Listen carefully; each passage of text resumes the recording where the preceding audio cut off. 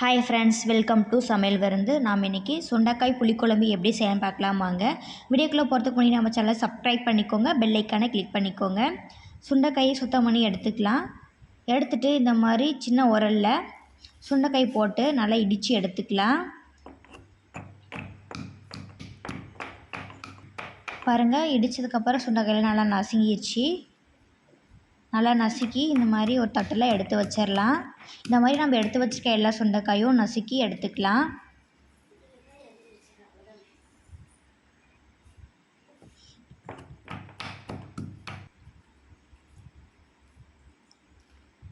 தேவையான பொருட்கள்: 1/2 டீஸ்பூன் மல்லித்தூள், 1 டீஸ்பூன் சில்லி பவுடர், சின்ன வெங்காயம், லெமன் சைஸில் புளி, 1/2 டீஸ்பூன் சீரகம், 1/2 டீஸ்பூன் சோம்பு, பூண்டு எடுத்திருக்கேன், 3 தக்காளி, சுண்டைக்காய் நசுக்கி எடுத்திருக்கேன், ஒரு கொத்து கருவேப்பிலை எடுத்திருக்கேன்.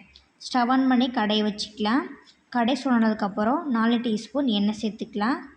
எண்ணெய் காய்ச்சதுக்கப்புறம் 1/2 டீஸ்பூன் சோம்பு, 1/2 டீஸ்பூன் சீரகம் சேர்த்து நல்லா பொரிய விட்டுக்கலாம். பொரிஞ்சதுக்கப்புறம் சின்ன வெங்காயம், பூண்டு, கருவேப்பிலை சேர்த்துட்டு நல்லா வதக்கி விட்டுக்கலாம்.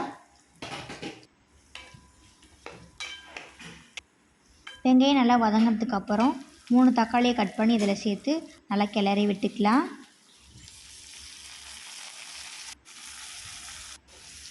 தக்காளி எண்ணெயிலேயே நல்லா பிரிஞ்சு நல்லா வேகட்டும். பாருங்கள், தக்காளி நல்லா வெந்துச்சு. இப்போ நம்ம நசுக்கி வச்சுருக்க சுண்டைக்காய் இதில் சேர்த்து நல்லா கிளறி விட்டுக்கலாம்.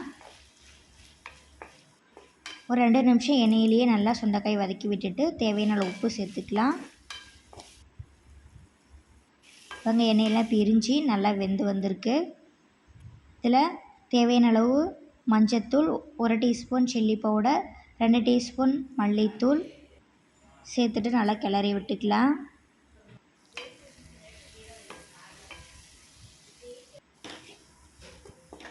மசாலா எண்ணெயில் நல்லா வதங்கி வரட்டும்.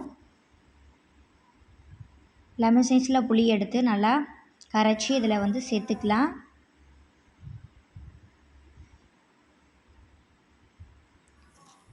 இதில் எக்ஸ்ட்ரா ஒரு டம்ளர் தண்ணி சேர்த்துட்டு நல்லா கிளறி விட்டுக்கலாம்.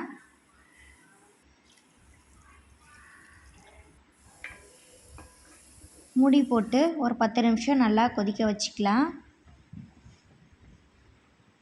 அப்பப்போ மூடி ஓப்பன் பண்ணி நல்லா கிளறி விட்டுக்கலாம்.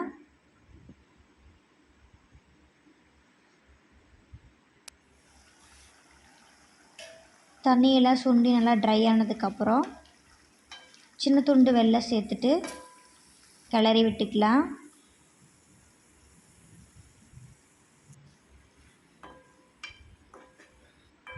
பாருங்கள், நல்லா கொதித்து நல்லா வெந்து வந்திருக்கு.